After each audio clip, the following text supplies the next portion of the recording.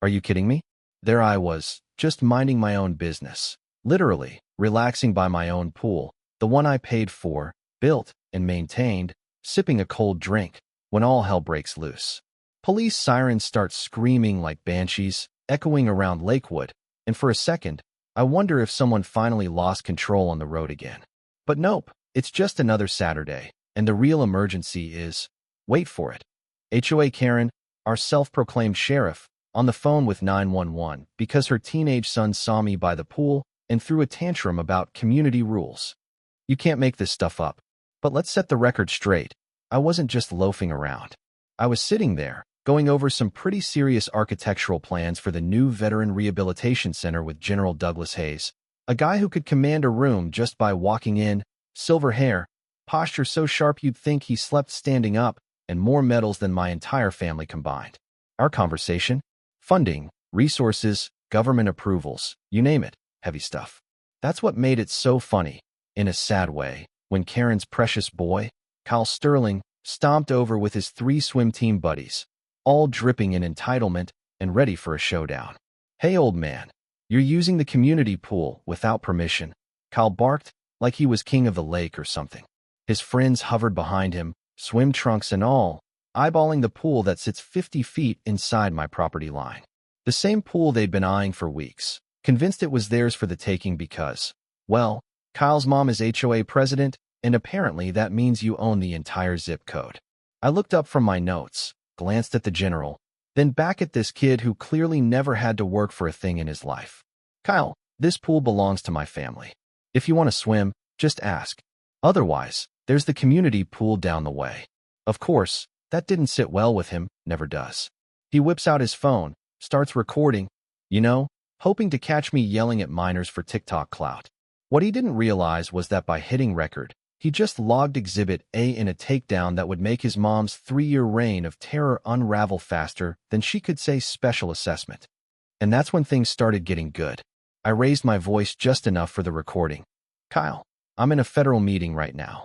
General Hayes and I are working on a project for wounded veterans. I made sure every word landed. For a second, I thought it might register, but no. Teenage pride always wins out over logic. I don't care who you're talking to, Kyle sneered. You can't just hog the pool 'cause you've got some old guy over. I could see General Hayes's jaw tighten. This kid had no idea he was talking to a man who's probably brokered peace between countries while Kyle was still in diapers. Then, like a storm brewing on a hot day, we hear those high heels clicking on the boardwalk. Karen Sterling herself, perfectly blow-dried, decked out in athleisure that costs more than my first car, sunglasses perched on her head, and a look that screamed, I'm here to save the neighborhood. What's going on here? Her voice, all syrupy sweet with venom underneath, could curdle milk. Kyle said there's a disturbance at the pool. I stood up, taking my time. No disturbance, Mrs. Sterling. I'm meeting with my guest on my own property. Your son seems confused about property boundaries. Karen looked around, her gaze landing on the plans, the general, then on her son still holding up his phone like he was Anderson Cooper live at the scene. I could see the wheels spinning. She was used to controlling the story, making neighbors look crazy, and herself like some sort of benevolent queen. Not today. Mr. Mallister, I'll need to see your permits for this pool, and an explanation for why you're conducting business meetings in a residential area.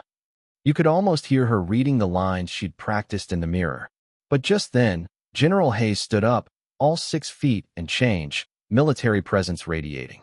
Ma'am, I believe you're making a very serious mistake. That's all he said, but you could feel the temperature drop 10 degrees.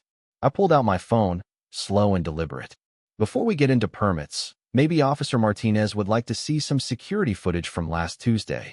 Your son and his friends throwing rocks into my pool, damaging the filter. Funny, I sent that to the police, along with a formal complaint you chose to ignore. Suddenly, the energy shifted. Even Kyle stopped recording, looking uncertain for the first time. But Karen doubled down. General, I'm sure your project is important, but HOA regulations don't make exceptions for federal business.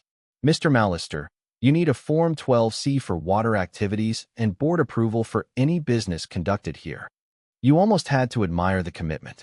Then, as if on cue, my wife Elena appeared, carrying iced tea and sandwiches. our daughter Sophie skipping behind her. "Oh, Mrs. Sterling, are you joining Henry and the General for their meeting about the Veterans Center?"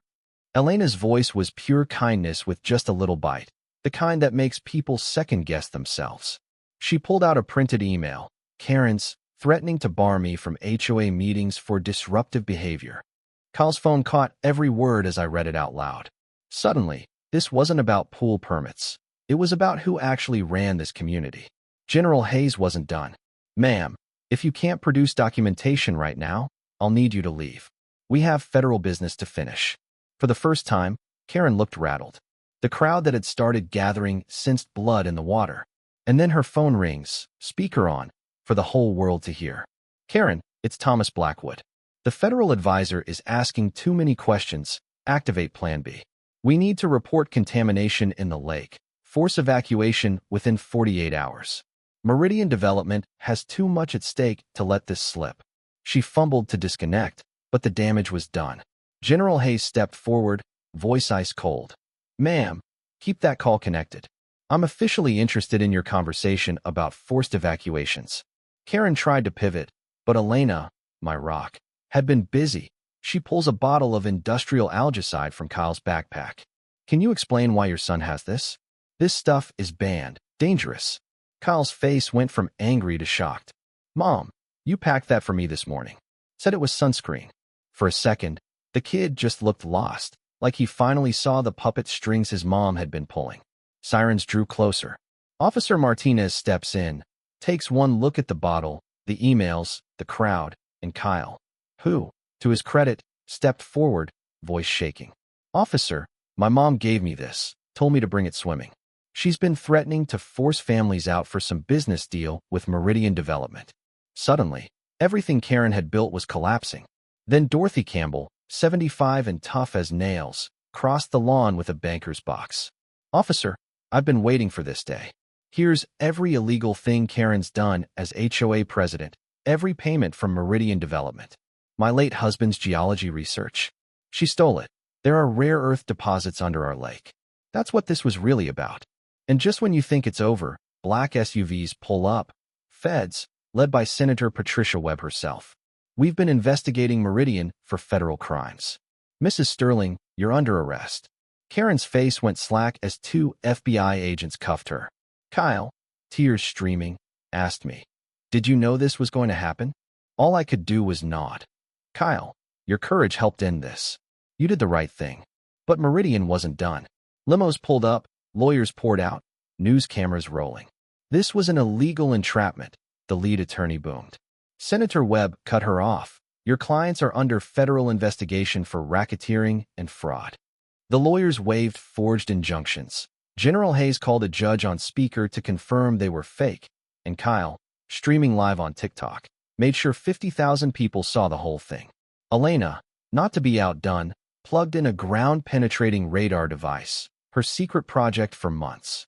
"Look at these tunnels, this mining equipment under our homes. Meridian has been stealing resources, using Karen's HOA as a smokescreen." The crowd gasped.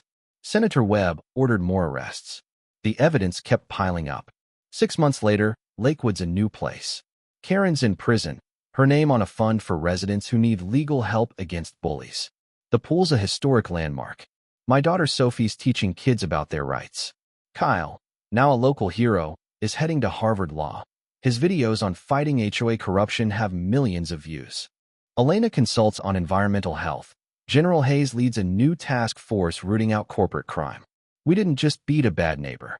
We exposed a billion-dollar scam and protected something worth more than money, the right to call a place home, without fear. And maybe that's what justice looks like. Neighbors choosing courage over comfort, standing together when it matters. So, what do you think? Was Karen a monster or just a product of a broken system? Did we go too far, or was this the only way to win?